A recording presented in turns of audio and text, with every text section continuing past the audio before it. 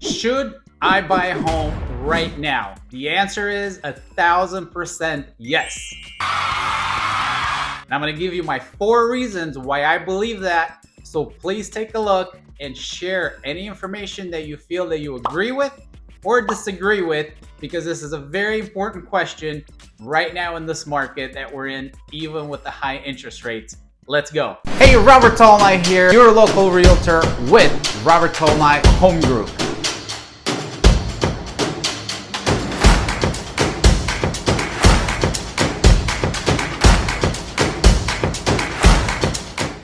Alrighty guys, thank you so much for watching this video. It's a very important video because it's a big question. Because the market is the way it is right now, we still have higher interest rates than we would like, but they're still not as crazy as people make it out to be. And I'll show you why, and why it's so important that if you are a person that is thinking about buying a house now or later, maybe you're part of the group who are waiting around on the fence till those rates come down, or even worse, the market is gonna crash and I'm gonna get a good deal. That's not happening. We've had many videos on these and many discussions, and at least here in Phoenix, Arizona, that is not forecasted in our near future. Nice. So if you are one of those people, here are my 4 reasons why I think right now is the best time to buy if you are a person who is considering buying a home. If you have no plans of buying a home, don't buy a home, okay? But if you're in a position that you're considering it and you've thought about it and you are waiting for something to happen, stop waiting. Get out right now and take a look at what I'm gonna talk to you about today and see if I'm right or if you're right, and make sure that you do what's best for you and your family. And I hope this 4 reasons will help you. So let's start with number 1. If you are a renter, almost goes without saying that it's almost a no-brainer. It's not as an easy no-brainer as it was before the rates went up, but let's just take a look at the scenario, okay? An average home in Phoenix right now, which is a 4-bedroom, 2-bath, about 1,800 square feet, rents for about $2,200 a month. And if you're a renter, you know this, okay? We're not even gonna get into the fact that it's going up every year. Landlords are raising those up $50, $100, $200 each year. We'll get to that later.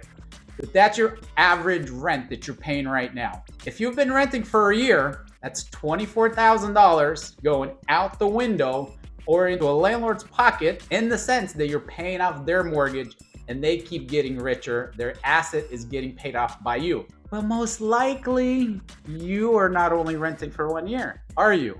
You're probably on your 2nd year, maybe on your 3rd year, maybe on your 4th or 5th year.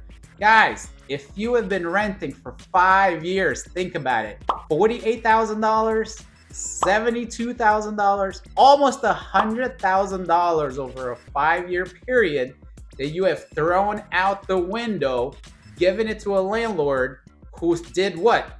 He did exactly what you should have done. You should have bought that house and paid yourself or rented it to somebody else. Okay, so all that landlord did, he did the opposite of what you're doing. So you are now giving all this money away to that landlord, and nothing stays in your pocket. You're not building your wealth. You're not gaining anything. Okay, now I know your argument is the rates are too high, and you're probably right, okay? Because let's look at the scenario. I worked it up on here. An average home, if you were to buy it today, it's about $425,000. That's a 4-bedroom, 2-bath, about 1,800 square feet, same as the example we used on the rental. For a normal person, not someone that can put down 20%. No, a normal person that's able to put their minimum of 5% down. Okay, there are homes that you can get for 3% down, but let's just go with the 5% down. That's the most common one. And considering an interest rate in today's environment at 6.75%, including your taxes, insurance, and mortgage insurance, that payment's gonna work out to be almost $3,000. It's around $2,900 and change. Yes, I agree with you, that is a big difference in payment, okay? But none of my clients, and I'm willing to say that most realtors who are working with their buyers, nobody's paying the full interest rate that's on the market interest rate. We are all negotiating with the seller to pay a seller concession to pay down the interest rate for our buyer 1 to 1.5% lower. So that means that payment is now going to be right around $2,500 a month. Only $300 more than what your rent is. For some of your rent is higher, for some of your rent is lower. I get that. But this mortgage payment for a typical home can be right around $2,500 with these concessions. So let me ask you, are you willing to sacrifice for about a year, maybe two, go into Starbucks, keep that money in your pocket, and maybe skip one of those nights that you go out to eat every single week? Maybe skip 1 week of the month and don't go out. That will most likely make up that $300 that you can put now back in your pocket and towards your mortgage, so you can now own your home instead of paying rent to somebody else. Would you be able to make that sacrifice? I hope the answer is big yes.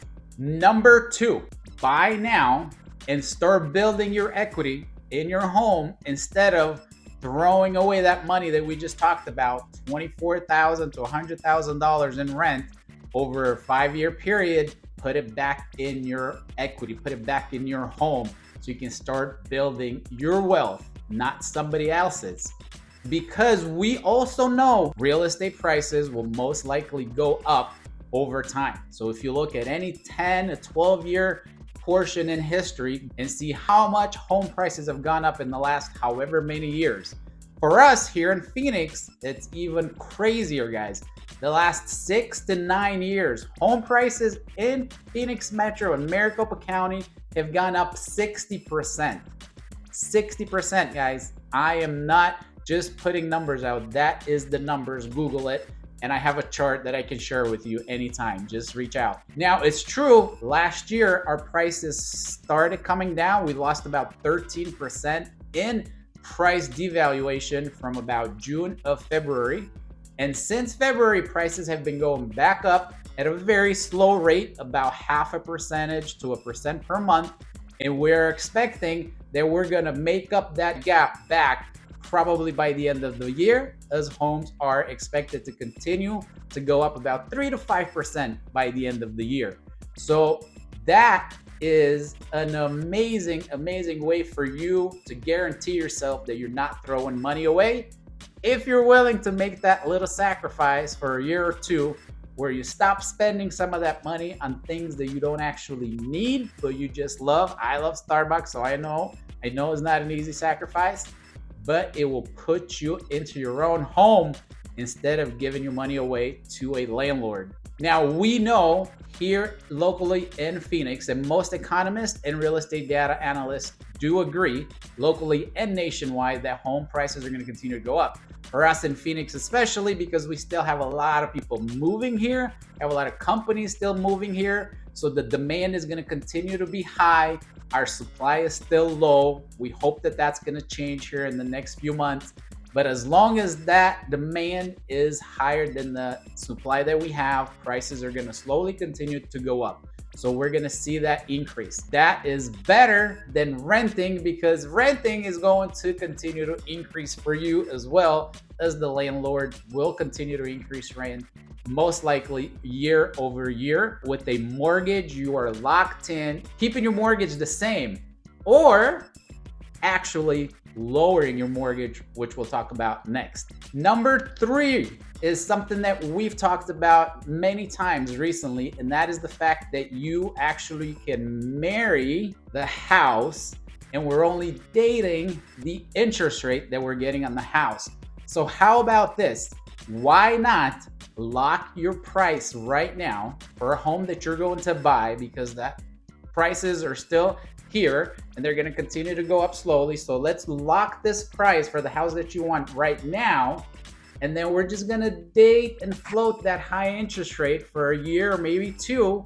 And when those rates come back down, we're going to refinance, and now we have the low price that we got today, and we're going to take that lower interest rate that we're going to see in a year or 2. Because again, most economists do agree, actually on this one everybody agrees, that the interest rates are going to start coming down. They're expecting to see rates in the 5s next year, possibly in the fours by 2025. Nobody's expecting to see rates as low as 3% and 2% again, at least not in a short distance or maybe in our lifetime.